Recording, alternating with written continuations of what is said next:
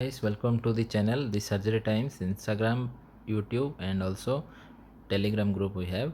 And today's topic we will discuss is abdominal aorta and its branches. It is the main artery in the body present in the abdomen, and you can see it have three anterior branches and four side branches. Okay, so out of three anterior branches, main branch is celiac trunk, then followed by superior mesenteric artery and inferior mesenteric artery. You can see superior mesenteric is at the level of L1 and inferior mesenteric is at the level of L3. This is most important, and you have to remember the sequence, that is in between superior mesenteric artery and inferior mesenteric artery. Two important arteries are there, one is renal and gonadal, RG. Okay, and in first artery is inferior phrenic. You can see this one is first artery, that is inferior phrenic artery. Here the celiac trunk is present. You can see over here it have three branches. Okay, so out of three, first one is the longest one is splenic artery. Okay, followed by left gastric and common hepatic artery. So here we can detail know about the branches of celiac trunk. So follow the blue line first, it will become easy. So three branches are there of celiac trunk. First is left gastric, next is splenic, and another one is left gastric, then another one is splenic artery and its branches, that is different, and next is common hepatic. These three branches are main. Okay, out of all these, longest one you can see over here only, no need to mark up splenic artery. Okay, so splenic artery is the longest, and the branches of splenic artery are, first is this one, short gastric artery, and another is left gastroepiploic artery. This much you have to remember. And next is our this one, that is the left gastric artery. It have branches of esophageal and short gastric also, some few gastric branches and esophageal branches. Our next branch is common hepatic. Okay, so this one is common hepatic. So common hepatic have again three branches. You can see first branch is duodenal, gastroduodenal. First branch is gastroduodenal. Okay, this is first, then followed by this one, right gastric and cystic. So I will draw it in. So here we can see this is the stomach, and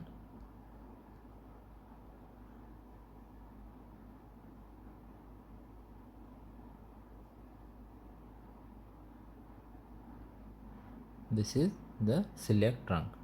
Okay, it have one is left gastric, one is splenic, another is common hepatic artery. So this branch is left gastric, have few gastroesophageal branches and gastric branches too. And this is splenic artery, it have short gastric artery and also left gastroepiploic artery. It is left gastroepiploic. Okay, so now comes to this one. This one is more important and it have many branches. So let me discuss. First is gastroduodenal artery, then next is common hepatic artery proper. ठीक है, hepatic artery proper, gastroduodenal artery. Another one is right gastric artery. So three branches, you can follow the blue one. One is hepatic artery proper, then gastroduodenal artery, another one is right gastric artery. These three are branches of this. This is common hepatic artery. Okay, this much you have to understand. And hepatic artery proper again subdivided into two, that is cystic left and right hepatic artery, and from right hepatic artery cystic artery. Okay, this much you have to remember from here. and the branch of gastroduodenal artery is first is gastroepiploic artery, and it continue as superior pancreaticoduodenal artery. This much you have to remember. So with a short revision, you can see here edge there are three branches. First is this one, splenic artery, left gastric, common hepatic artery. Then here the same, okay, common hepatic. Then this is hepatic artery proper, again right left, then right from right it is cystic artery, the next is right gastric artery, then is gastroduodenal artery, which continue as superior pancreaticoduodenal artery, and another branch is gastroepiploic. So this one is right gastric, wait, this one is right gastric, this one is right gastroepiploic, this is left gastric, and this is left gastroepiploic. Okay, this much you should remember.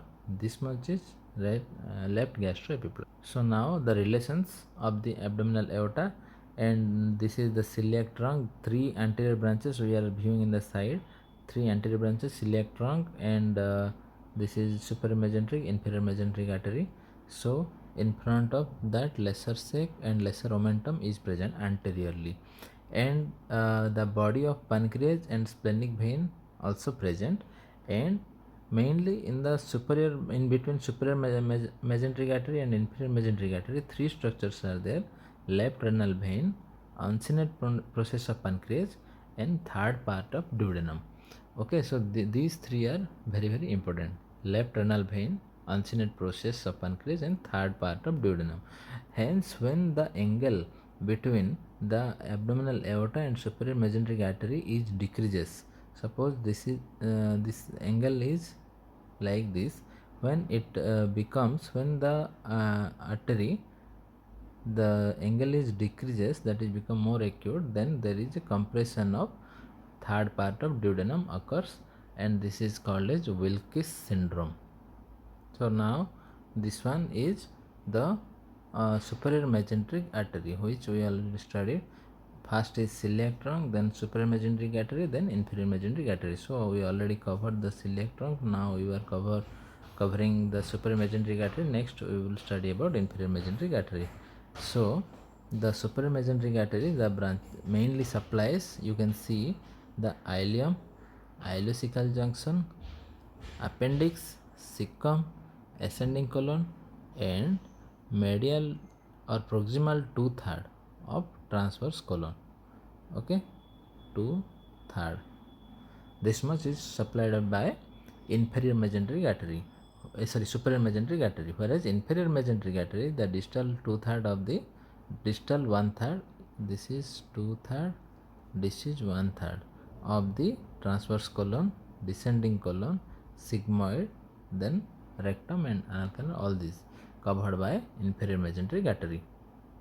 And here you can see it specially supplies the four branches.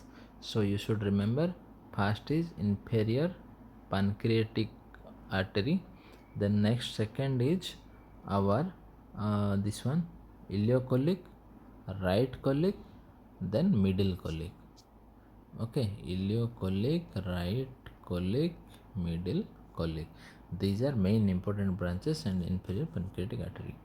Along with that, few small branches are there which supplies to the jejunal and ileal branches. So these four and few jejunal ileal branches. Okay. Now this is the artery supply of inferior mesenteric artery. Okay, branches, inferior mesenteric artery. As already we discussed, the distal 1/3 of the transverse colon, then descending colon, sigmoid, rectum. All these are covered by inferior mesenteric artery. Now we will see.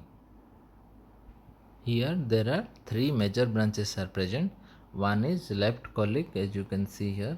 One is sigmoidal artery and superior mesenteric. This one is very very important because superior mesenteric only supplies superior rectal artery is only branch of inferior mesenteric artery, whereas inferior rectal is a branch of internal pudendal artery. Okay, internal pudendal artery. So this one you have to remember. Another point you have to remember, in the last part of the inferior mesenteric artery supply, there is a point called as Sudex point. Okay, where the arterial supply is very less. So this point is important because there is chances of ischemia or injury if the is minimum number of arteries are supplied. If there is any injury occurs, chances of ischemia is high. So this point is called as Sudex point.